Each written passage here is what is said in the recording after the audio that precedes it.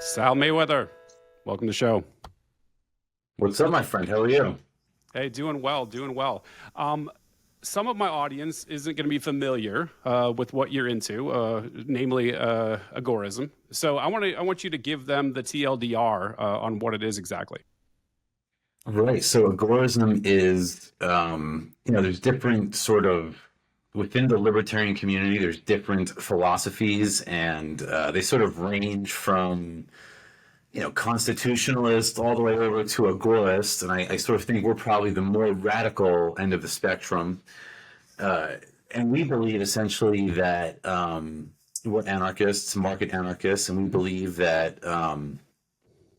Of course, we believe in the non-aggression principle, and like all good anarchists do. But more specifically, we believe that we shouldn't believe in a consistent form of anarchism. In other words, we don't participate in politics. We don't believe in political participation. We believe instead in disruptive entrepreneurship and creating alternatives to state monopolies.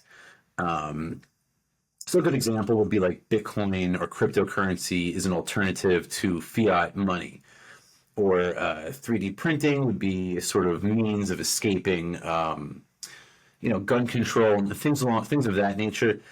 To be even more specific, we believe in black or gray market entrepreneurship as a means to achieve these goals. So, I have 3dprintergobird.com where we sell 3D printers for cryptocurrency.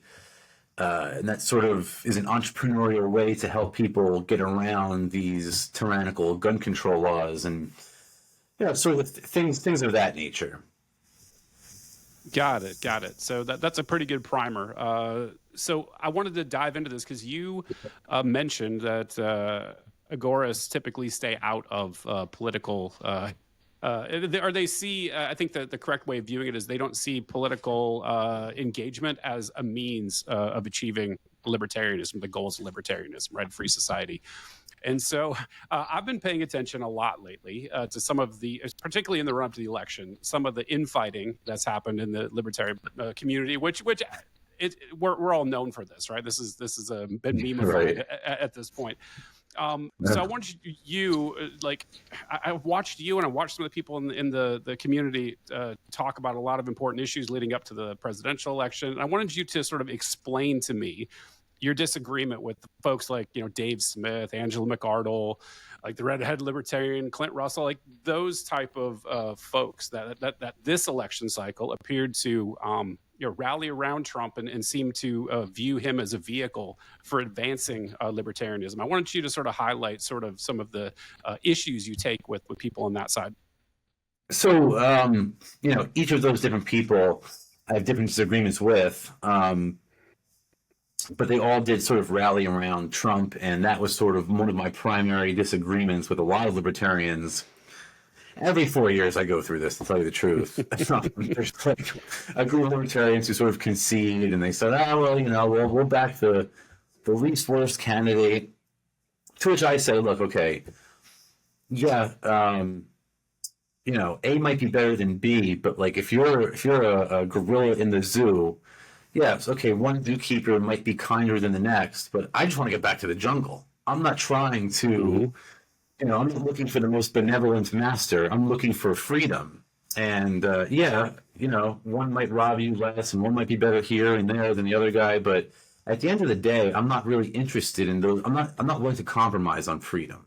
I'm not asking, essentially. And a lot of these guys, they think, Angela McArdle had Donald Trump at like the Libertarian Convention where he sort of used Ross Ulbricht's life as a lever to sort of get the Libertarian vote. And if he ends up not pardoning Ross like he promised he would, they turned Ross's sacrifice into a mockery. So I have no tolerance for the political sewer.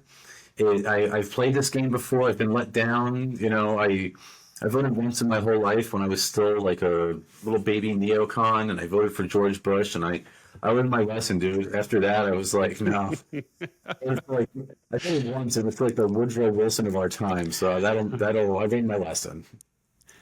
Got it. Got it. That's fair. And the reason I'm asking this is because I also come from the Ron Paul tree, like way back though, like really, really far back. And I've watched him create this generation of libertarians, multiple generations, and I'm seeing them take different trajectories. And I'm wondering if there's room for all of them, right? Because I tend to agree with you. Like, I'm not a political action person. I don't vote. I sort of saw what was happening with the Trump thing. It looked to me as like a blatant attempt just to garner votes from wherever he could, because his freedom was on the line with all the felonies that were leveled against him. And I didn't think that he was going to hold up his end of the agreement. And I think the nominations we've seen coming out of the Trump machine seem to vindicate our position. Right. That he wasn't serious, right? So, but what I'm trying to do is maybe synthesize the liberty community, like the different positions, and maybe there's room for everybody, right? So I think you've stated, like Ron Paul was really good at creating libertarians, or maybe it was the Libertarian Party. Maybe you said that about great at creating libertarians, not great at creating liberty. Yeah. And that's a valid criticism, I think.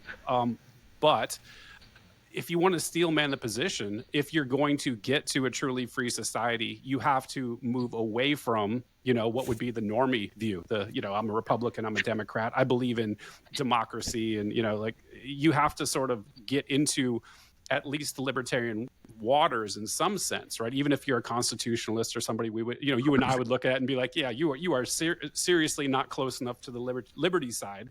Right. You're more towards the statist side. And so I'm trying to figure out like how does this work? Because I feel like if we're going to move the needle towards a free society, like we're going to have to more band together. And I don't see a way across this. And I've tried really hard to think like, how can we synthesize this? How can we work together? But it seems like everyone's intent on, kind of stabbing each other and, fighting amongst ourselves, as opposed to, moving towards, more free society, and then argue once we get there about, the details. Right. So I'm wondering if that's possible. I want to get your thoughts on that, because to me, it seems like a tragedy that folks that generally seem to care about liberty are so bitterly opposed. Yeah, I mean, look, if if we all believe in less government, then okay, we're allies. That's the way I look at it. But see, like my goal and the whole purpose of like my account and what I do and podcasting and books is I'm trying to turn libertarians into agorists and sort of. I think that's the way forward. I don't think we make progress as quickly or as efficiently as we would if we were engaging in agorism. So yeah, you could do things like, knock on doors and, man phone banks for the Libertarian Party candidate, but you're not going to get anywhere. I played that game for a long time. A lot of us, I'm also a product of the Ron Paul, the Revolution, but, again, like Ron Paul was great at creating, libertarians, but not necessarily creating liberty. Agorism actually creates liberty, right? Like, a 3D printer sort of guarantees liberty. Cryptocurrency, it sort of guarantees that you're protected from inflation, that you're not going to be, funding the wars and the welfare and all this nonsense. And, that's freedom to me. And then, of course, it has elements of, being your own boss and entrepreneurship, and you don't have to engage in this 9-to-5 wage slavery. And, there's just so many elements to it. It just really seems like a no-brainer to me how, when you compare the advancements of agorists versus the advancements that have been made in political liberty, which is, of course, a contradiction in terms, they don't even compare. I mean, Chase Oliver got he got no votes. He got less than RFK, who wasn't even running. Right. I mean, Gary Johnson got 2.4% of the vote, which is a record standing to this day for libertarians. Meanwhile, we created Bitcoin, we have the 3D printed gun, we also created the Silk Road, we're tokenizing assets, we have privacy coins now, we have decentralized exchanges. I mean, we're racking up W's here as agorists, and we're just leaving the Libertarian Party and these small government Republicans in the dirt. So, if we can all get on the stat train and we can all have this sort of disruptive entrepreneurial spirit, we could have, liberty sooner than we think. It's not about freeing all of us at once, right? That doesn't make any sense to me. Free yourself and I'll free myself. And if we all do that, if people, and this has happened too, people will see how I live and they say, oh man, like I want that. I want that level of freedom in my life. And then how do I do it? And the next thing you know, they're trying to, be their own boss, and they're, how do I buy crypto? And they're buying 3D printers and they're growing their own food. And so they see how we live, and that sort of serves as an inspiration to them, and they want to do the same thing. So my train of thought is that we can get all libertarians into agorism, we can make progress much more quickly and more efficiently. Got it. And I certainly tend to agree. Although I will say this has been an interesting election. You have to admit, right? Like with the things that you've seen, particularly I think driven by Elon mostly. I think Elon has really gone very far towards being a libertarian. I'm not sure if he's there yet, but he's if you observe him on Twitter, the things he retweets, the people he engages with, I think he's getting it to some degree. And he could at least move the needle culturally to sort of reach the normies, as it were, right? I think this mixing of Ron Paul plus Elon is fairly exciting to me, at least from moving the mental model of people as far as what's possible, getting some of these ideas of liberty that have really been excluded from the political dialogue. I think there's probably utility to that. And I want to quote you because I saw this tweet earlier today. You said, well, this is about the biggest W in politics we've had in my entire life. Let's see if Trump is wise enough to take his advice. This is about Ron Paul, participating with Elon in the Doge project. So I want to get your take on what I just said there. So Elon, you're right. He's definitely moved towards libertarianism. There's no doubt about that. He's basically a libertarian at this point. I would consider him like maybe a minarchist. Mm-hmm. But what converted him? It was memes. It was accounts like me and Rothness and Declaration of Memes that sort of pushed him in that direction. And it was, again, that's what I mean. Though it's like this entrepreneurial aspect that drives people toward libertarianism. He wasn't converted by, Angela McArdle or Gary Johnson or Harry Brown. He was converted by internet libertarians who are, and we're doing this for a living. This is how we survive, is we make money doing this. So it's like, we're the ones converting them. But he's still sort of engaging in the political sphere, but I'm confident that he will come around. And I said this on my show on the Subversive Spectrum. I said, eventually he, and also I think Tulsi Gabbard, will tire of sort of cohorting with some of the more neocon members of his cabinet. They're going to leave. They're going to bow out. And I predict that Elon will eventually leave this. It's not really an agency, but this Doge thing that they're this advisory group they're putting together. I think that he will leave because I don't think he's going to have any stomach for the political sewer. And I also think Tulsi will leave because she doesn't want to have anything to do with the wars.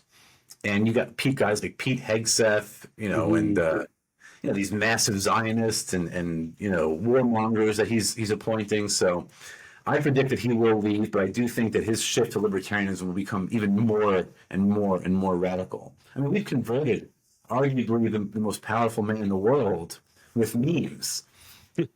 So right.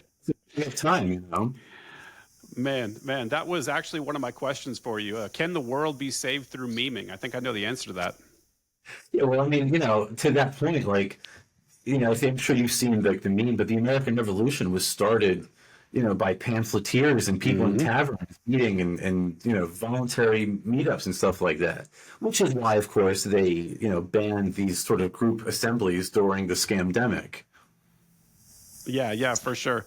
And so circling back to the Doge thing, you're right. It's not an agency. I think everyone is like, people that aren't, sophisticated are thinking, oh, they can go in and cut stuff, right? Like that's what the narrative is. They don't have any power to do that, but they are an advisory. And this is tying back to my meme question, because I think that, one of the brilliant aspects that Elon's bringing with Vivek is memification of some of this stuff. You already see it started. There's a Twitter account for Doge, and they're posting some of the more ridiculous aspects of government spending. And I think they will be able to maybe move the needle with public perception. I don't know if it's actually going to move the needle when it comes to, Congress, who has the purse, right? But it might be able to provide some positive pressure. So I'm at least hopeful there will be, some impact from it. Yeah, no, I agree. You hit the nail on the head. I wouldn't be surprised if, like, I can't see Trump. Trump he's a spend happy kind of. Last time he was president, he had an $8 trillion deficit. He spent more in 4 years than Obama spent in 8. So the idea that he is some sort of fiscal conservative, let alone a fiscal libertarian, is just absolutely absurd. So, you're going to get Elon and Vivek are going to go in there and Ron Paul, and they're going to say, look, you have all this waste we've identified. And Trump's going to say, I'm not cutting this. Don't forget, he's got Jared Kushner and Ivanka, who are liberals, in his ear at all times. And remember, that was the guy, those were the two people who were influencing him to do things like Operation Warp Speed and, $80 billion for the Iron Dome in Tel Aviv and all this nonsense. So it's like, I can't see him going along with all of their recommendations. I pray to God that he does. But I'm just not confident based on the last 4 years that he's going to do that, or even based on the appointments that he's made so far. His military appointments thus far have been awful, and last time they were shitty too. I mean, Christ, last time we had John Bolton and Mike Pompeo. That's just a disaster. Yeah, and I have the same take on it. And I struggle with this a little bit, right? Because, by the way, I've talked to Angela McArdle, and number one, she thinks you hate her. I'm going to have her on a little bit later in the podcast to discuss, but I suspect you don't. I don't hate anyone. I just have a disagreement with her over the proper strategy. And I think that when she and other people, not just her, whenever we have these libertarians telling everybody, vote Republican, I'm like, whoa, why are we taking 2 steps backwards here? Tell them to buy a 3D printer. Tell them to get involved in crypto. Tell them to get Monero and Bitcoin Cash and stop using the dollar. Tell them to grow their own food. Tell them to start a business. There's so many things they should be doing before we tell them to vote Republican. I mean, how could you have libertarians vote for Zionists and people who did Operation Warp Speed and bailed out the airlines as they were kicking off babies off flights because they didn't have muzzles on? And we're going to tell libertarians to support this? It doesn't make any sense to me. It's just ass backwards. Yeah, it doesn't either. And I try a lot to steel man people's viewpoints and try to see, give the most charitable interpretation of it and see what they're trying to aim for. And I struggle, right? Because to your point, like I look at somebody like Trump and rightly point out things like, he wants to, and he has in the last term, increase tariffs, right? Which are tax on citizens. Like this isn't China paying for this. This is just taxing Americans. You look at his fiscal record, as you called out, like people don't think about it this way, but Trump spent more in 4 years than added to the debt. Let's put it that way. Added to the debt more in 4 years than from George Washington all the way until Barack Obama took office. In 4 years. Yeah. When George Bush left office, it was somewhere around like $4.5 or $5 trillion. How about the inflation stuff? Like everyone's like, what I love is when these people who are like, these liberals they hate cheap groceries. It's like, bro, Donald Trump was the one who tripled the supply of money. Yeah, okay, Biden, the money supply increased under Biden, but not nearly as drastically under Trump. So he's the reason why groceries are expensive. It's not Biden. He's responsible partly. They all are. Nobody bears as much responsibility as Donald Trump does. So it's like, he's not going to end the Fed. He's not, I saw Vivek or Elon, or maybe it was a Doge account tweeted something out the best way to end government waste is to end the Fed. I'm like, yeah, it's wonderful. But the guy who you're working for, remember when Trump was in office, he was pushing for lower interest rates, and lower interest rates aggressively. Yeah, super. And now he said he wants a say on interest rates. So as if you couldn't make the central banking scheme even worse than it already is. Give the politicians a say in it, and then it'll be even worse. I mean, it's bad enough that the bankers are controlling supply of money, but now you want to let politicians have a say in it. I mean, it's just ass backwards, and I feel like a lot of it frustrates me when I hear libertarians like supporting this, as if it's like, yeah, okay, it's not Kamala, sure, but it's still not good, by any measure. Yeah, and I made the argument that leading up to the election that I probably would have preferred if Kamala won. Because when you have a Democrat as president, that's literally the only time that I've seen in my lifetime where Republicans in Congress act or pretend to be conservative. Oh, I know, I know. So ironically, we might have been better off. Think about like just the gun control issue. We got Obama, because everybody was so afraid that Obama was going to do gun control. He didn't get anything done. There was no gun control passed. We got more gun control again from Trump in 4 years than we did from Obama in 8. So it's just, again, it's like picking your favorite zookeeper. When we're all gorillas in this zoo, and it's like, all right, well, who's your favorite zookeeper? I'm not interested in all that, in that discussion. I'm interested in getting the fuck out of the zoo and getting back to the jungle. You know what I mean? I do.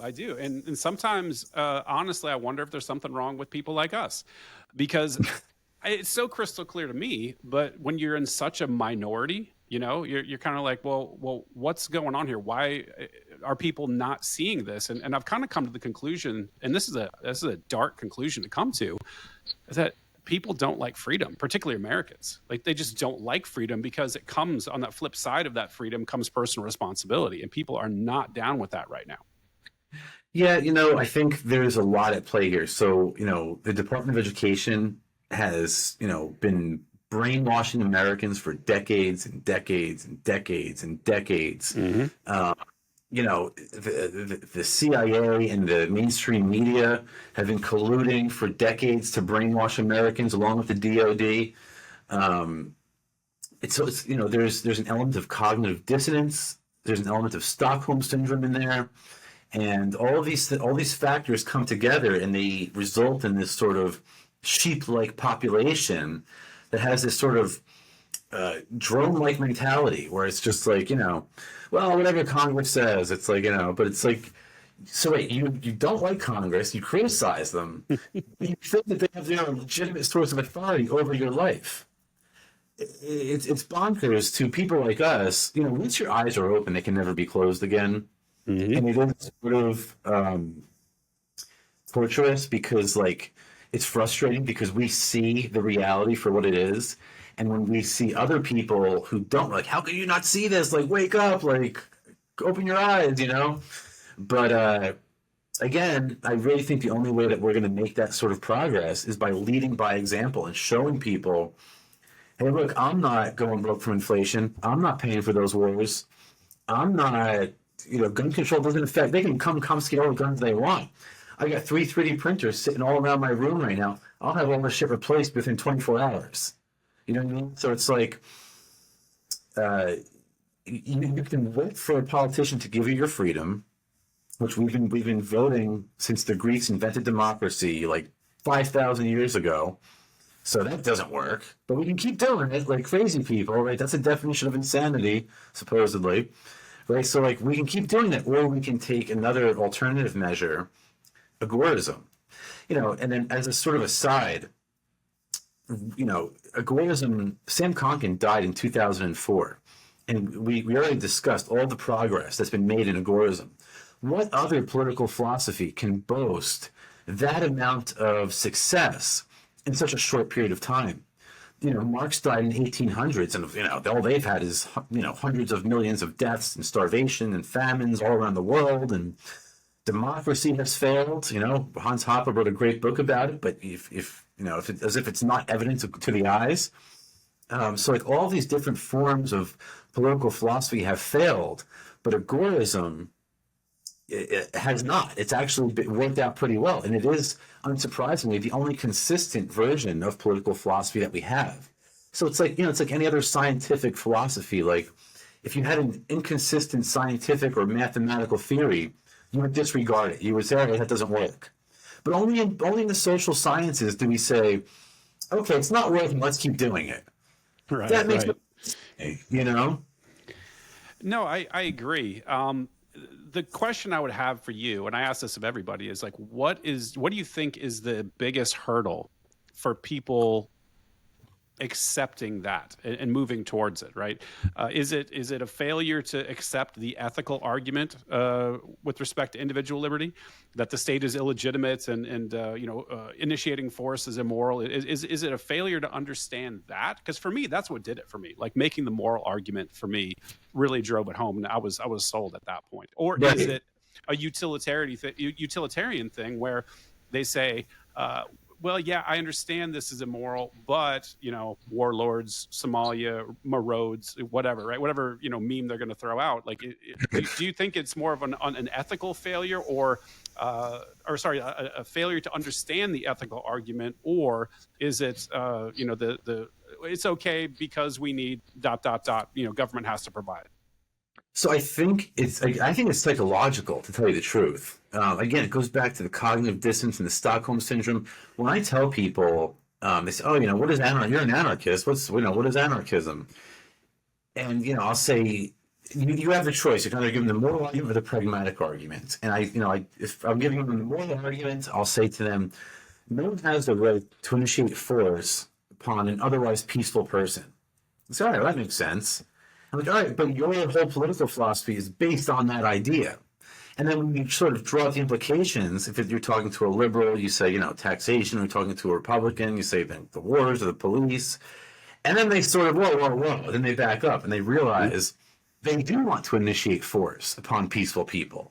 And then they have this sort of moral dilemma. And that moral dilemma converted us. But some people that psychological barrier is stronger. And it's going to take more for them to get over that hurdle. Like the pragmatic argument I tell people is, there are no goods or services that the state provides you with which the market can't provide at both a cheaper cost and a higher quality. And they sort of scratch their heads and they accept it, but then, again, the implications of it, like, but you want free healthcare, but you want roads, you want a nationalized military and a strong police state. And then they sort of, they give you that sort of tilted head like a confused dog. Like, they don't really know what to say, you know what I mean? So it's like, the barrier is very high. Again, because they've been indoctrinated through the school system and media and stuff like that. So, Yeah, and I even walk through, particularly, I think the only folks I can believe I have some ability to reach are maybe the more Republican, constitutional, conservative, minarchist types. When trying to walk through the ethical argument, I will say, like, okay, this is driving home the point of the non-aggression principle, where you say, like, look, I'm in my house peacefully growing a plant the state doesn't like, what should they be able to do with, to me? And they just kind of walk through it. The same thing, that sideways head tilt, and they're thinking through it. And I'm walking through, like, okay, what comes next? Well, yeah, the guys with the guns are going to come to my house. Okay, I don't want them at my house. I tell them to leave. Yeah, I guess they're going to knock your door down, and then I keep going through this until the point where, like, okay, they're going to attack me, right? Because if I just want to be left alone peacefully, they will try to, throw me on the ground, handcuff me, whatever. And if I try to defend myself from this, they're going to murder me. And every one of them stops and they go, whoa, whoa, whoa, whoa, no, then you're assaulting a police officer. And it's like, there's like I almost hear a crack. I swear to God, Sal, like the snap in their head. And they switch to, all of a sudden, you're the aggressor. And I'm like, what are we talking about? I just can't get past that with some people. They just absolutely, the color wheel from, like on a Mac, just starts spinning and they're gone. But, again, it's that psychological barrier. They have been trained through, what is it, 12 years or whatever long the public school system takes them through. Like, that's the most definitive part of a human's life. And it's no coincidence that the state has co-opted the education of children. They did that on purpose. Sure. Rothbard has a great book about this, or a little booklet called Education Free and Compulsory or something like that everyone should read, because he goes through the whole history of it. and how it started out as like the Calvinists in Europe, and how it migrated to America as a form of control. But yeah, I agree with you. I think it's insane how people will hold one position and then they have a completely contradictory position that they are also wed to. Again, that's the definition, of course, of cognitive dissonance. Yeah, yeah, it is, and this is where pivoting back to like the Angela McArdles of the world, like there might be some utility in putting forward some more liberty-minded people in the public eye. Forget about policy. Forget about whether they achieve something with Doge or whether they shut down these bureaus. I don't know. There might just be some utility in breaking through some of that cognitive dissonance because so I'm trying to be, like I said, kind of taking a generous interpretation of what they're trying to do. I'm skeptical it's going to work out, but like Ron Paul, for me, like he ran as a Republican in 2008, and so I'm sort of looking at what they're doing that the LP did this year, or LP leadership, as something similar to what Ron Paul did. Like, hey, the LP is going to get nothing ever. They never do. They're a perennial loser. You're kind of in a two-party system, so you kind of have to take over the Republican Party if you want to move anything forward. And Ron kind of did it as an educational platform. I think like the fact that he went to the debates and had these viral moments. There's so many of these great clips of Ron in the debates just tearing apart people like Giuliani. Like those things are eternal now. And I think they live in perpetuity on YouTube, and they can reach some people. So I mean, like maybe there's some utility to this. So yeah, Ron Paul took Republicans and showed them libertarianism. What the LP did this year was they took libertarians and showed them republicanism. So it's like it's ass backwards as far as I'm concerned. But I guess sort of, this is sort of the discussion I had with Dave Smith. It's like, Dave wants to run for president. I'm like, dude, why would you do this? You're going on the Rogan show. You're talking about liberty. You're going on Fox News. You're going on CNN. You're doing wonderful, but you're doing it from an entrepreneurial platform. Once you sort of run for president, people are going to look at you and they're going to say, this guy, the analogy I like to use is like, preaching liberty from a political platform is like the Marlboro man preaching pulmonary health. It doesn't make any sense. To preach liberty from a political stage is sort of nonsensical. Now, we did have Ron Paul, but we've had democracy for 5,000 years, and there's been one Ron Paul. I guess you can count two under Javier Milei, perhaps, but that's in the other hemisphere. And I'm not sure he's had. I guess we'll see if he's sort of kicked off a libertarian movement in Argentina the way Ron Paul did in America, but these guys are the exception to the rule. They're not the rule; they are the exception to the rule. So, yeah, for sure, and that's and this is where I keep coming back to trying to find a way to synthesize the different ways in which people are trying to advance the cause of liberty. You had this tweet pinned here. Dave Smith has reached more people using his comedic platform than he ever could using some minor political party as a platform. That's exactly what you were talking about. Right.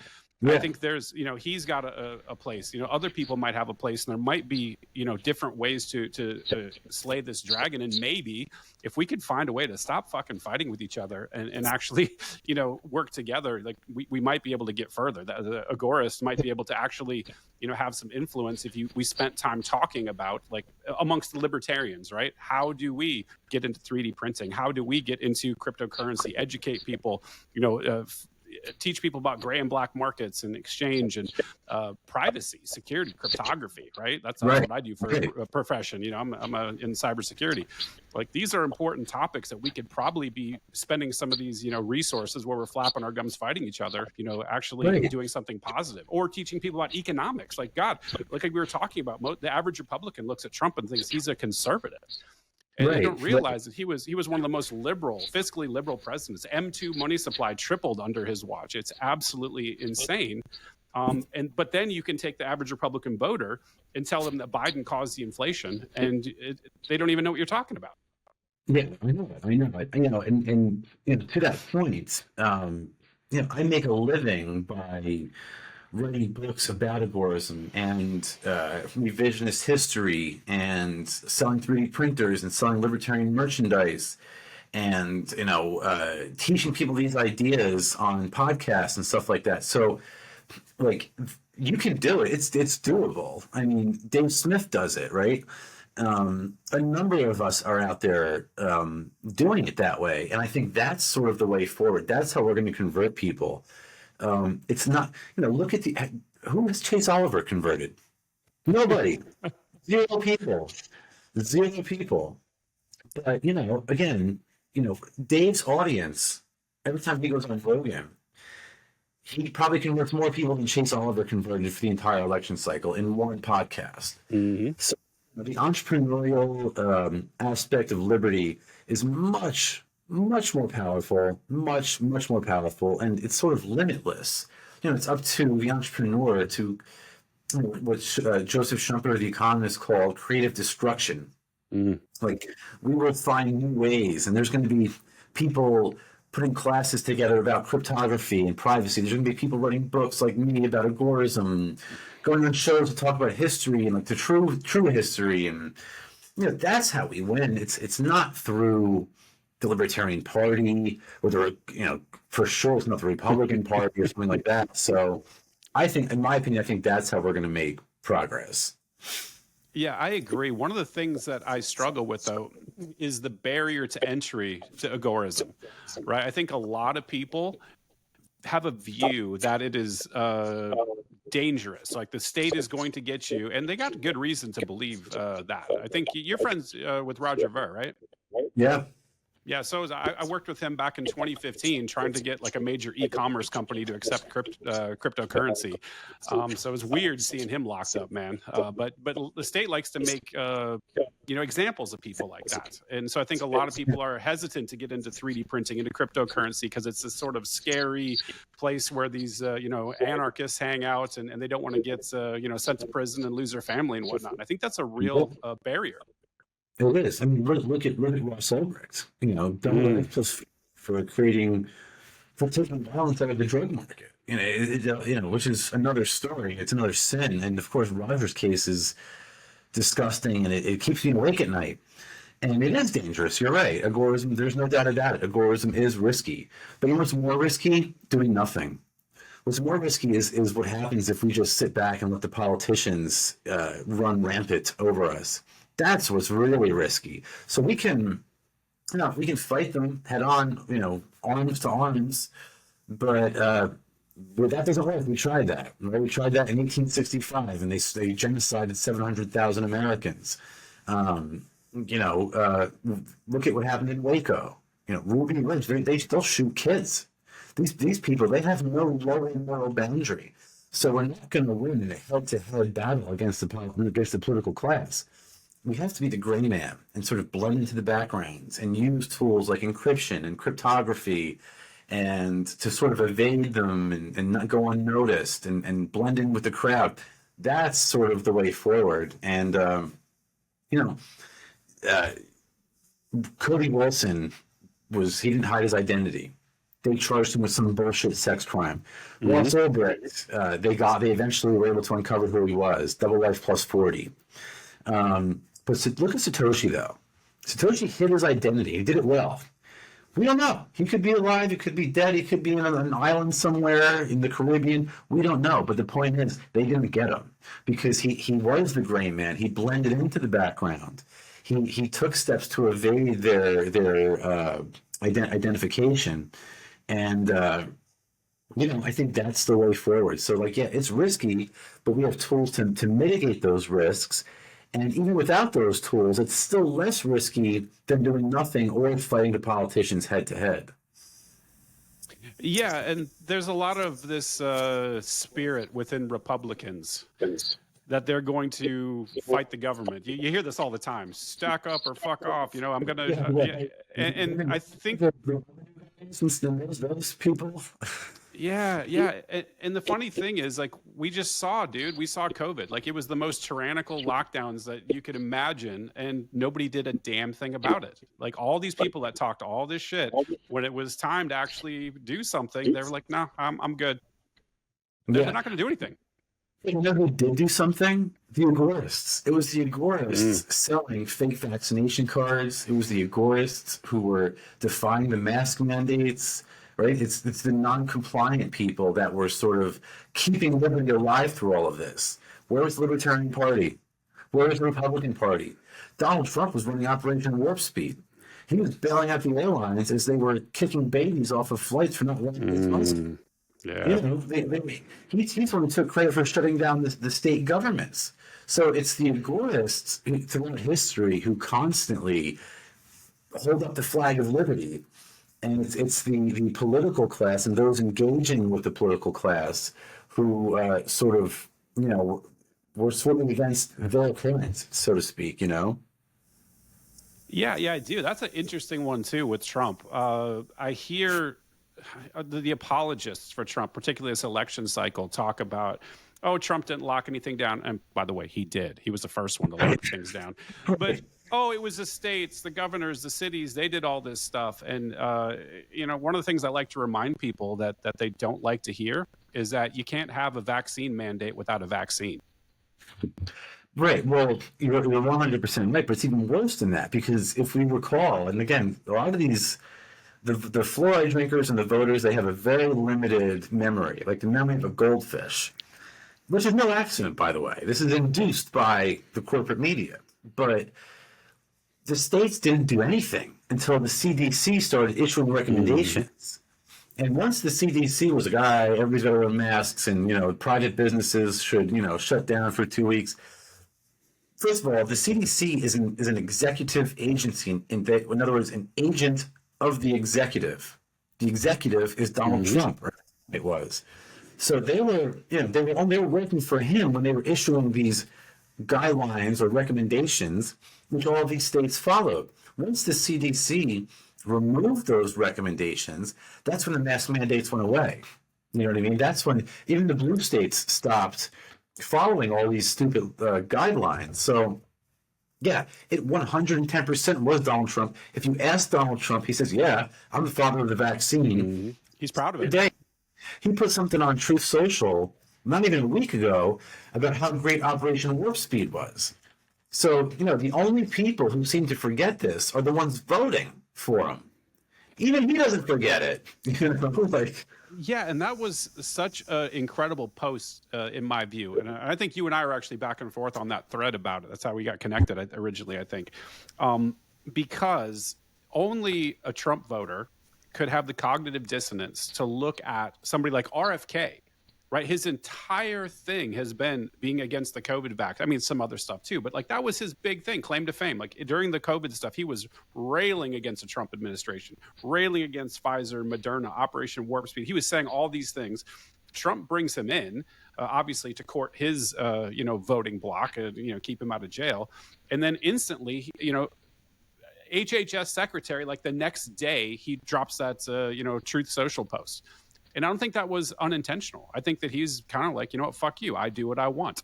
And this is the thing that scares me about this administration, and that why I differ from, the Angelas and the Daves of the world, is because, he's got this group around him. You can point at some people like maybe a Tulsi and an Elon and a Vivek if you like him, and say, oh, well, things are different this time. But you need to remember something about him is that he's the boss.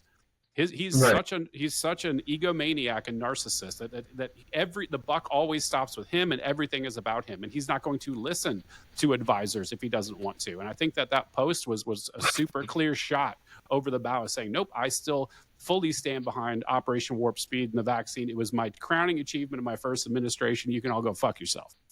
Yeah, right. And you would think like some of his advisors in the room would be like, hey, maybe we shouldn't send this tweet. But I think you're right. I think he thinks in his mind, like, I got the vaccine out that saves millions of lives. And it's like, no, and let's not forget that, in a market-based system, these vaccines would survive on their own efficacy. Right? If they didn't work, they would go out of business and nobody would get them. And if they worked, people would get them and buy them and pay for them. But whether they're safe or not would be determined by doctors and the market-based process. So the CDC came in and said, we are going to take that, research process over. We're going to determine, not the market. We will determine if they are safe or not. And in Operation Warp Speed, they got rid of that responsibility. That obligation, that responsibility was tossed out the window. They said, you know what? We're not even going to do safety trials. We're not even going to test it. We're just going to give it right to the public. And everybody who got it, they all got myocarditis and pericarditis and Bell's palsy, and Justin Bieber's face wasn't working. Like half of it wasn't working. And like all this crazy shit. And it's like, for him to still take credit for it is just, it just goes to show you again, like you said, how ego driven he actually is. It's not about facts. And again, this was this explains his support, his criticism for Bitcoin during his first term. Like now, he wants to be the pro-Bitcoin president, but that's all bullshit. Anybody who has two active brain cells know that this is not true, because when he was president last time, he was saying he wanted a strong dollar. You know what I mean? Because he was the president. He wanted, again, because he's so ego-driven, he wants to be the president that has a very strong dollar, and the U.S. has the strongest currency in the world. And cryptocurrency sort of threatens that. And that's why he had this tweet of, I don't believe Bitcoin and other cryptocurrencies are money, and they never can be, and blah, blah, blah, blah, blah. And it's like, that's why, because it's about him. Like, it's not about money or the financial system. He's not stupid. He knows that low interest rates are going to drive up the cost of things. Yep. But he also knows that it will create this temporary illusion of wealth. And, eventually the bill comes due. But in the immediate term, people feel richer. Before the bill comes due for that money, people feel richer. And that's what he wanted. And, just by sheer chance, because he lost the election and Joe Biden won, Biden got blamed for that. But, again, this is all, like you said, initially, this is all ego-driven. This is an ego-driven presidency. And I think that sort of is the problem with Trump. It's one of the problems. I think the other problem that I call out all the time, and I get shit for it, is I rightly identify him as an authoritarian leftist. Like that's who he is. And if you look at some of the things, like look what they're talking about now, deploying the United States military within the U.S. borders and rounding up people and putting them in concentration camps to deport them. And we've got this, highly libertarian group around him, and like everyone's like crickets. I mean, I guess Rand Paul said something, but there's not a lot of people that are saying a whole lot about it. There's like, oh no, he ran on deportation. All good, let's do that. And not only that, but we have, the Angela McCardles of the world, talking about illegal immigration, which the whole concept is insane, because a border is just the demarcation of a political gang's territory. Sam Konkin, the founder of agorism, was an illegal immigrant. He immigrated illegally from Canada. He got deported at some point, and he actually came back again illegally, where he lived out the rest of his life in peace. But especially with the rounding up of people.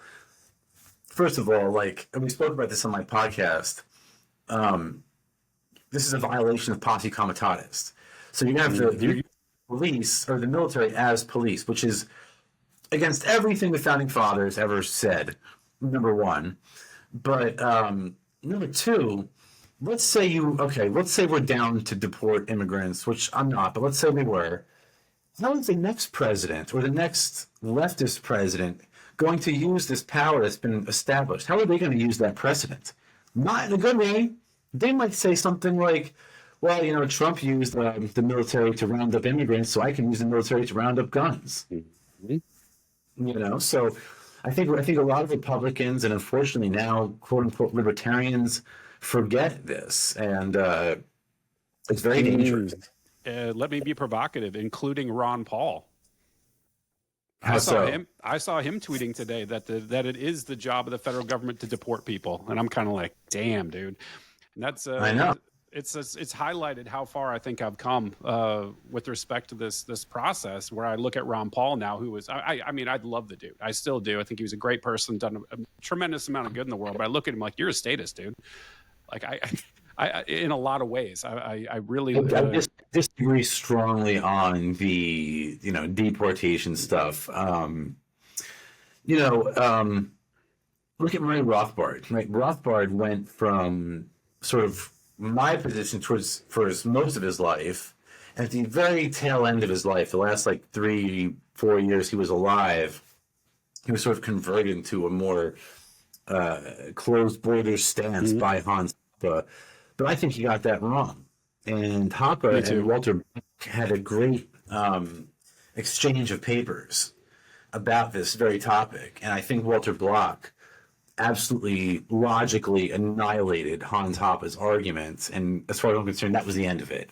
But to this day, when I hear libertarians, repeat those arguments, which I'm sure Ron Paul is basing his belief on, I just throw Walter Block's arguments back in their face. And then, of course, you get the confused dog, tilted head look. They don't really know what to say. So, Well, say more. Like maybe you can articulate from people that aren't familiar with Walter Block's arguments on the immigration policy. Why don't you highlight it a little bit? so I don't have the paper in front of me, but I think like Hans Hoppe he has this convoluted idea where, because we're taxpayers, the country is ours, right? Which is communism. This is Sure. communism. Yep. And because we're taxpayers, people who don't pay taxes are trespassing, and therefore they should be removed, something like that. And what Bloch said, to summarize very crudely, was something like he had this reductio ad absurdum argument, which is a technique in logic where you start with your opponent's conclusion and you show how it leads to absurd implications, which can't be true. So Bloch said, okay, so if non-taxpayers who use U.S. infrastructure and stuff like that are trespassing, then all trade must stop. You know, I love Cadbury chocolate. I love dark chocolate. My favorite dark chocolate is Cadbury. It comes from England. So every time Cadbury chocolate moves on a U.S. highway, they're trespassing. Does that make any sense? I mean, it's just nonsense. And the closed borders people who accept this, Hans Hoppe's argument, they don't know. They have no response to this because there is no response. It's just incorrect. And Bloch was able to show that with these counterexamples. And Kinsella and Hoppe never really had a counter argument for that. The sort of exchange of papers stopped. And as far as I'm concerned, the argument ended right there.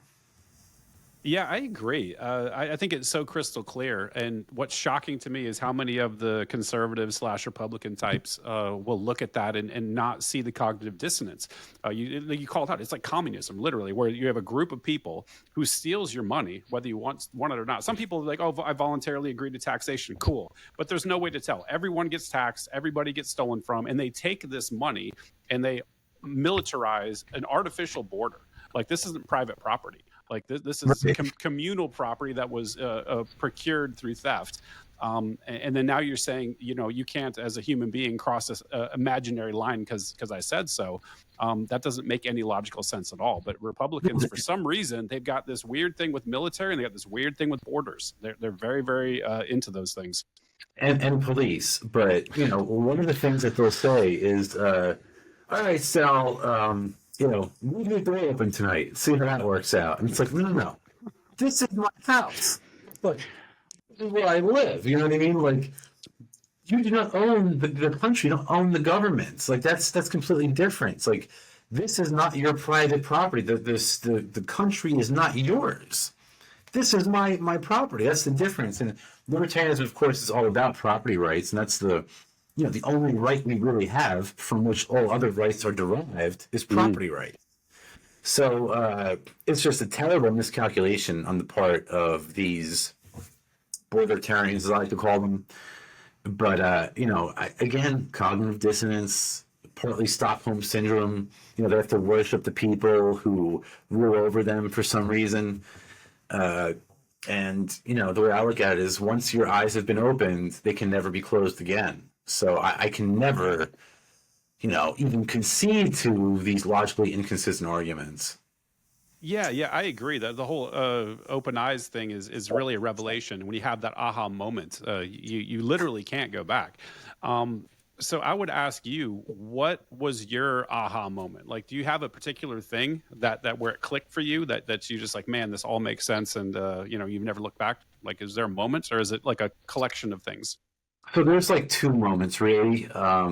So number one, when I was like a minarchist, I went to school for political science, and my thing was like I was gonna, work in. I used to work at the UN, and I was gonna. I didn't like that, and I started working in campaigns, and I didn't like that, and now I was in this sort of situation where like I had these degrees, all of these expensive degrees in political science, and I didn't believe in it anymore. So what was I going to do?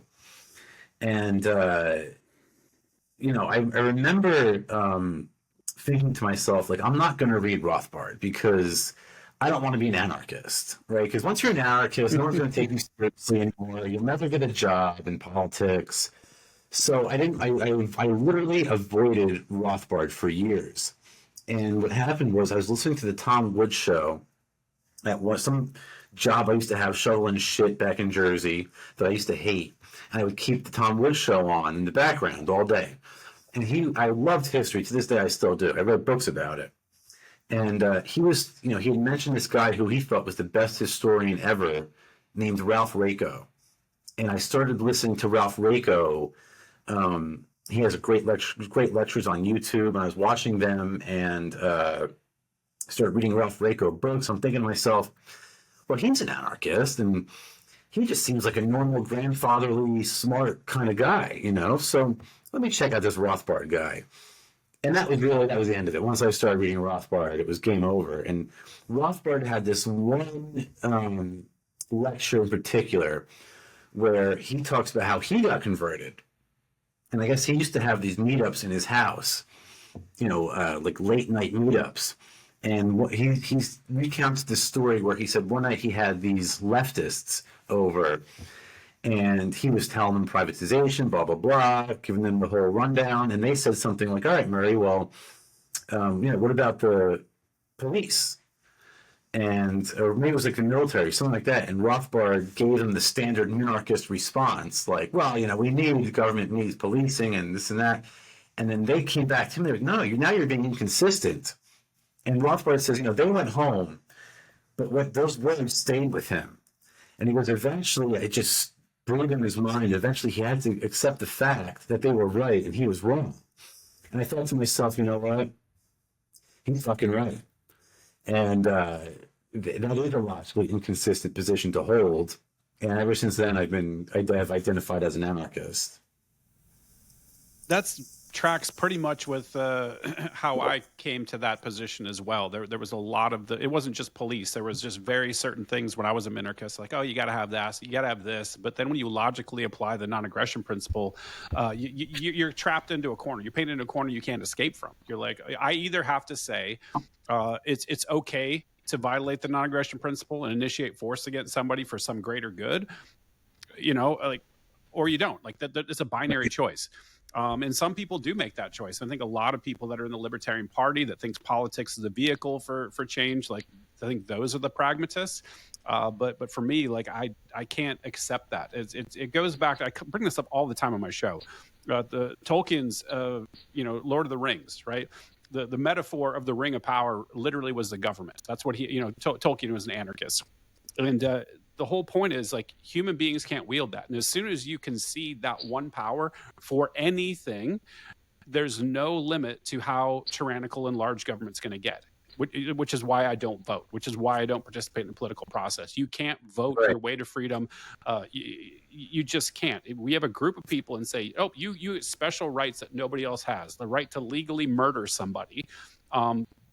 There's no end to it. And I think this is where it frustrates me, and I wish it were different, because I've tried to talk to people about this, and I've tried to think about it different ways. But when you really think about it, there's just no escaping from it.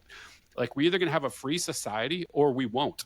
And when we don't, yes, there's gradations. There's better or worse, societies. Obviously, communist China is much worse than the United States right now to live in. Right. But ultimately, you're just going to be living with, okay, what freedoms am I not going to have today? And that's a place that a lot of people don't want to accept. It's kind of a dark thing to accept, and I think it's one of the reasons why there's not a lot of anarchists out here, because it is a very, you could look at it as being black pilled. A lot of people think it's a negative. I tend to be very white pilled, like Michael Malice. Like, I think the future is very, very bright, but I think we're gonna go through some really dark shit to get there. Yeah, I agree. I have the same exact opinion. I think it's eventually we will win, but the road to victory is not going to be a pleasant travel. But to your point, like look at even the American Revolution, right? Like, okay, we had this great victory for liberty. We threw up the chains of the king. And then we had the Risky Rebellion where, George Washington, the hero of liberty, put down this tax revolt with the military unconstitutionally. And the precedent he created in the process sort of set off this domino effect that sort of, got us where we are today. And that's the point of my second book, The American Experiment, how I sort of show how, one precedent led to another, and before you know it, we're, nuking, civilians in Hiroshima, you know what I mean? So, or even worse, the American government is shooting American children now. Look at Noor al-Iraqi, 7 years old, shot in a U.S. citizen, shot in the neck by troops operating illegally in Yemen under Donald Trump. Obama would drone kids, American kids. No death warrant signed by a judge or a jury of their peers, just dead. And no consequences, no impeachments, no trials, no murder trial, nothing. So, unfortunately, one violation of liberty begets the next, which is why it's so important to remain logically consistent. Yeah, I completely agree. And I think we've probably tired some folks out with some theory here. So I want to move to some more pragmatic approaches. One of the things we haven't talked about yet is 3D printing. So a lot of my audience probably is brand new, has maybe heard of it, doesn't know a thing about it. What do you know about 3D printing, man? A lot. So basically, what we do here is we make guns. And we make them in a way that the government cannot detect or track or trace. So this is an SLS printer. And essentially,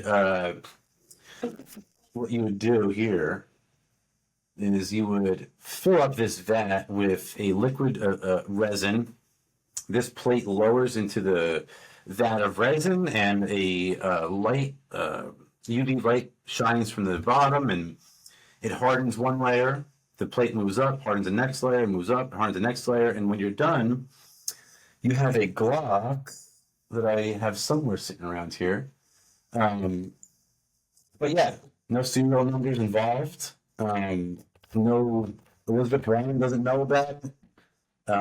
Joe Biden doesn't know about it. The dirt bags at the ATF have no idea. And you can keep running free pumpkins and meet your red flag laws. Or you make a 3D printer and you can secure liberty. Yeah.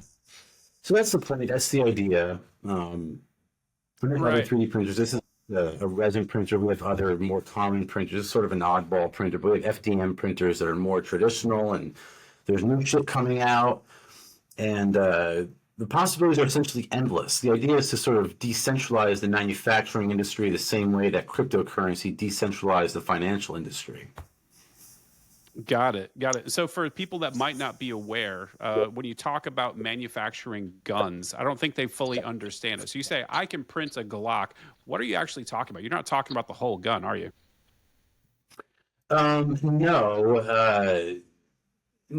But we are getting better and better. Every day, the technology gets better and better. The first iteration of 3D printed guns was the Liberator, created by Cody Wilson. And the only metal part on that gun was a roofing nail that was used as the hammer. It wasn't the safest gun, and your barrel might crack or explode, but you can print 100 barrels out, and if when one goes, you put it the next on, and so on and so forth. It was a single shot. for like emergencies and stuff like that. But now we've got 3D printed rocket launchers and grenade launchers and the FGC-9, the gun control 9mm, and there are metal parts to those. So you probably can't walk through a metal detector with some of those, but you could have a suitcase full of parts, go through a metal detector, and then assemble it. So the idea with 3D printing is that we take an object and transform it into code, and then we move that code across a political boundary and convert it back into a physical object. And this way we sort of get around state regulations. And I think that's very powerful. It's a tool that we crypto anarchists use to create liberty. I've sold, I don't know, hundreds or thousands of 3D printers in California, New York. We sold printers in Myanmar. And then, a month later, you see FGC-9s in Myanmar fighting the communist troops. So, I think that's much more effective than voting or knocking on doors or manning a phone bank or, God forbid, donating money to one of these dirtbags. I mean, that's how we create liberty, and the proof is in the pudding. When Australia was doing, they were putting their people into Howard Springs concentration camp during COVID. I opened up shipping to Australia, and business boomed. So there's a demand for liberty, and there's entrepreneurial ways to achieve it. And as agorists, we're going to be there for you. We're going to be there. You can't pay in Aussie dollars, whatever currency they use. But if you have some Bitcoin or Monero, I'll take it, and I'll send you a 3D printer. No one has to know. Awesome.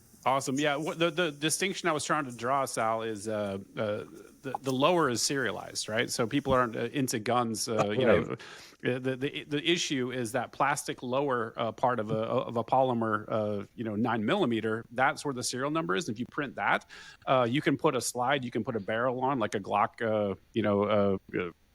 what do you call it? Compatible, slide and barrel, and you have a fully functioning gun. Obviously, there's the internal parts, the trigger, and all the mechanisms, but essentially, there's no tracking for it. You can buy these parts literally online, and they'll ship them directly to your house, like as many as you want. And so I just wanted to call that out, so in case people were confused about what parts were actually made and what parts were serialized. And I wouldn't recommend it. It's probably illegal for me to recommend, but you could also put a Glock switch on there. And guess what? Now you can disintermediate those bullshit and prohibitions against full autos that, the Republican Ronald Reagan put in place. So Ooh, you're cutting people deep right now. I know. But, again, you could donate to the NRA. You could vote for Donald Trump, who did the, red flag laws and bump stock bans, and he tried to appoint Chris Canterbury to the ATF. You can vote for those guys and delude yourself into thinking that you're pro-gun, or you can take matters into your own hands, and you can get yourself a 3D printer, get some plastic. They can't make metal, heat, and plastic illegal. So, I'm not allowed to advertise. There's a new law in California. It's only a year old. I'm not allowed to say, buy a 3D printer so you can 3D print guns. Right. In California, I can't do that anymore. I used to do that. Now, the state of California will come after me if I say that. But you can. So the bottom line is they can't stop it. And again, the proof is in the pudding. We've had hundreds, if not thousands, of sales to California because people don't want to deal with those laws, and they know that by voting for the California Republican Party, they're not going to make any progress. They're going to get nowhere. In fact, history shows you actually move backwards, like we spoke about earlier. Yeah, for sure. So if you're in California, you can still buy a 3D printer from Sal and make some toys. You get the CAD files. Right, you can make whatever you want for your kids. Have a good time. So yeah, let's talk about that a little bit. You do have a website selling 3D printers, right? Yeah, so we have 3dprintergobird.com. We're actually in the process of updating it now and sort of restocking new inventory and stuff like that. And it's all based on cryptocurrency, but we've really come under attack with Gary Gensler at the SEC. Some of the new regulations for crypto have made it very, very difficult for us to accept crypto as a form of payment. So Is now that it the used to be KYC stuff? well, KYC is sort of, let's say, identity verification process that the state makes you go, that the state forces financial institutions to put you through. This way they can, identify you if you buy something if they don't like or something like that. But what they did, how they sort of hurt these businesses, one way that they're trying to prevent crypto from achieving adoption as a medium of exchange, as money, is to stop merchants from accepting it. So it was very simple, very plug and play. Back in the day, we just had, you can coin payments or AnyPay or Coinbase had all these plugins on Shopify. You just click, turn on the thing on your Shopify store, and boom, crypto payments were enabled. Well, now it's much more difficult. You can't self-custody crypto payments if you want to pay me in crypto, you have to pay Coinbase, and Coinbase holds those funds and distributes them to me. So now the only way we really do it now is like people email me and they say, I want to pay with Monero, and I say, here's my address, and they send it with Monero and stuff like that. So I'm hoping, I'm not hopeful, but I'm hoping that when that dirtbag Gary Gensler goes back to whatever hole that he crawled out of on January 20th, hopefully that process will become easier once again. Got it. So real quick, where do you see the future of crypto in a CBDC world? I think we all know the central bank digital currencies are coming. They're going to try to digitize the dollar and probably every other global currency. How do you see that convergence affecting the crypto markets? So the problem with crypto now is that, of course, we have the block size wars. I don't know if the audience is too familiar with how deep you want to get, but there was this whole little civil war in crypto where the feds actually infiltrated. Roger Ver proves it in his book Hijacking Bitcoin. What we have always suspected, that the feds were they played a key role in this drive to keep blocks small, because they knew that it would ensure that Bitcoin is not efficient as a medium of exchange and thus not a competitor to the US dollar. But long story short, Bitcoin, the small block version of Bitcoin, BTC, retained that ticker symbol. So they retained the branding. And now everybody is investing. They're all putting we didn't even invest back in the day. We were using it as a medium of exchange. Spend. We were buying stuff and selling it. Now they just put their paycheck in Bitcoin and stick underneath the mattress and save it and hope for the best. But you're not going to overturn the Federal Reserve this way. You don't win this way. You only win by using it as money. If it's the Federal Reserve's product is not it's money. It's not a commodity with no utility. It's money. So we need a better product than they have. So anyways, it's a sort of long-winded way of saying that I think that BTC is not the path forward and not the path to liberty. I think that if there ever is, or when there is a sort of financial collapse where the banking sector goes under because they've printed too much money, which is a matter of time, then people who hold Bitcoin will be very, very disappointed, because they're going to find out very quickly that when the network is congested, transaction fees go through the roof, and it takes a very long time to process for the miners to clear these transactions. That's why I've always been a proponent of big block coins and privacy coins. So things like, Bitcoin Cash essentially works like cash, which is how Satoshi wanted it to work, peer-to-peer electronic cash. That's the title of the white paper that he wrote. So with Bitcoin Cash, I could send you $5 right now or whatever, and you have it in an instant, and it would probably cost less than a penny for that transaction to occur. On the BTC network, when it's highly congested, that's not the case. In 2017, when it was hitting all-time highs, people were paying I think Rogers told me he paid over $1,000 for a transaction fees. That's not the transaction; that's the fee for the transaction. Right. So imagine you're in a retail setting, Walmart or Target or something. You go to pay, and you turn around to the line of people behind you and say, "Hey guys, it's going to take an hour to close this transaction. I just paid $100 for it. Hang on, relax, get comfortable. We're going to be here for a while."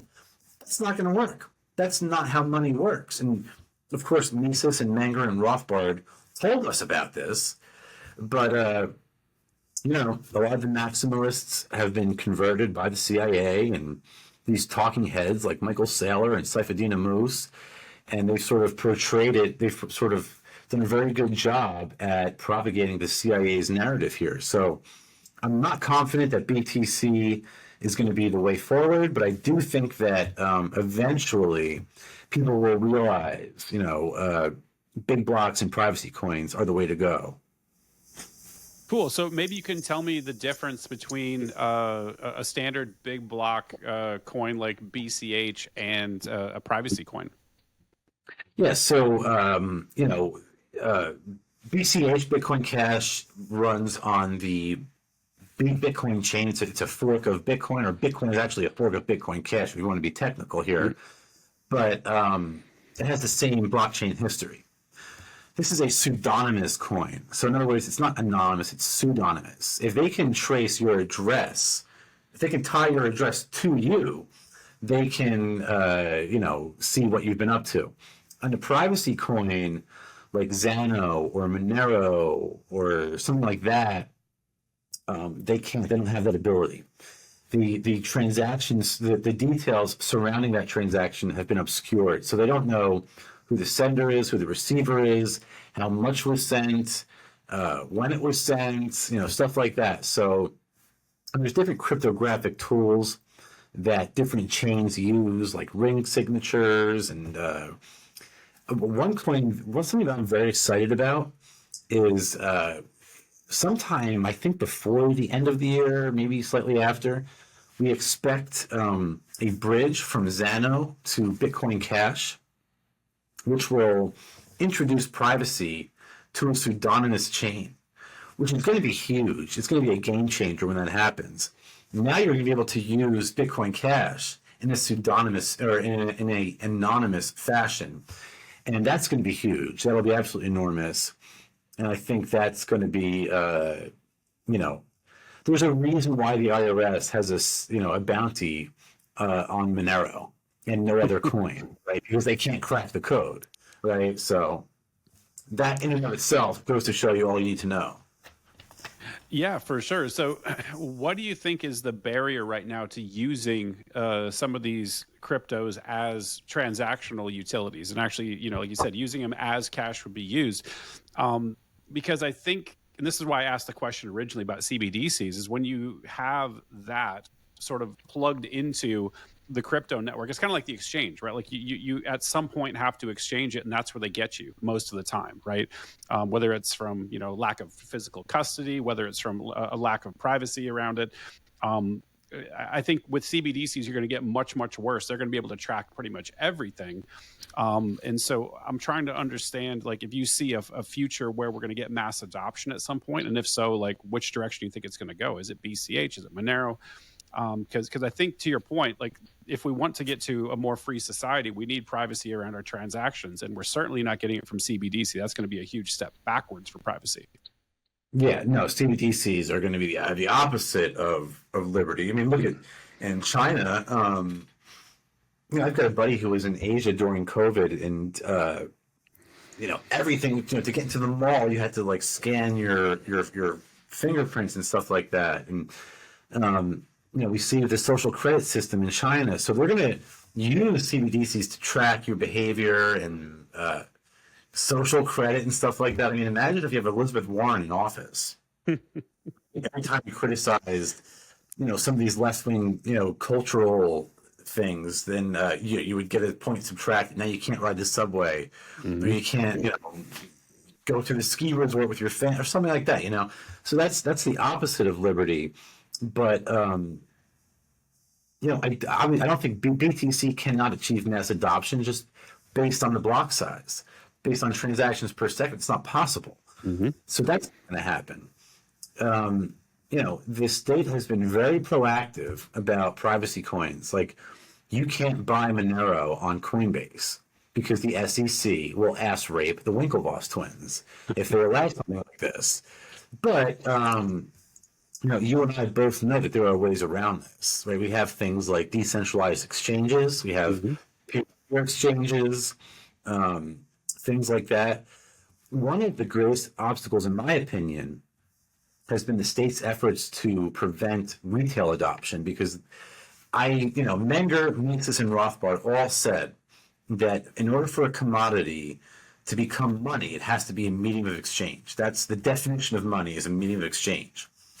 And Bitcoin can't be used as exchange media for reasons we've already discussed, but other coins can, like big block coins can be used as exchange media, but they have taken steps to prevent that. And again, they've made it more difficult for e-commerce stores like my own to accept cryptocurrency. Exchanges like Coinbase can't accept Monero and things like that. So they're not stupid. They've read these books. They know. They understand. The bankster class and the CIA knows that if it's used, if it's in circulation, they have a problem. So all they have to do is to prevent it from being used in circulation. Price of Bitcoin is $100,000. They don't give a fuck. They could care less. You make a bunch of money, great, more taxes for them. Yep. They care now retaining the monopoly on the issuance of currency. That's what they're concerned about. And as crypto anarchists, we're concerned about breaking that monopoly. That's our goal. And that's why I push Bitcoin Cash and big block coins and privacy coins. That's why I only recommend coins with real world utility for that very reason. Got it. Hey, we're getting a little short on time, so I wanted to, talk to you about changing the world. I think we both share that ideal of moving towards a more free society. And if somebody is new to the concepts of agorism or even libertarianism or whatever, like, what would you recommend as resources for somebody who might be new to the space to sort of get their head around the arguments and the economics and some of the core concepts behind liberty? So I guess shameless self-promotion, but my first book, Anti-Politics, I wrote for this very reason. And I actually say it in the book, like, I've written this book in the hopes of helping new libertarians avoid the trap of falling into the political sewer. So check out the book Anti-Politics. It was meant to be like the most basic of primers for agorism. It walks you through all of the basic arguments, why we don't vote, why we reject politics, everything like that. Also, I would recommend, of course, Rothbard's book, Anatomy of the State, as for beginners. It's a very short, easy read, but it's heavy, and it's the kind of book that stays with you, and it's just, like, it hits you at home, and that's really the book that, will turn you into an anarchist. And Anti-Politics is the book that will make you a good anarchist. So I guess if I can only recommend two resources, check those out. I'm a tremendous fan of the Tom Woods Show. I haven't listened in quite a while because I've been busy. I've been sort of off of podcasts, but earlier on in my libertarian days, he was very influential on my thinking. Perfect. Yeah, me too. Matter of fact, he and Bob Murphy, the Contra Krugman podcast was awesome. Yeah. I'm stoked. I'm interviewing Bob on December 10th. I'm super excited about that one. Oh, so yeah, he's got a great sense of humor, Bob. yeah, he's a funny guy. And honestly, if you're interested in learning like the more intricate arguments for anarchism, like why should we privatize the military and how would private defense work, he has a wonderful book called Chaos Theory, where he spells all of it out. And if you're interested in that aspect of things, check out the book Chaos Theory by Bob Murphy, because I recommend that book at least once a day.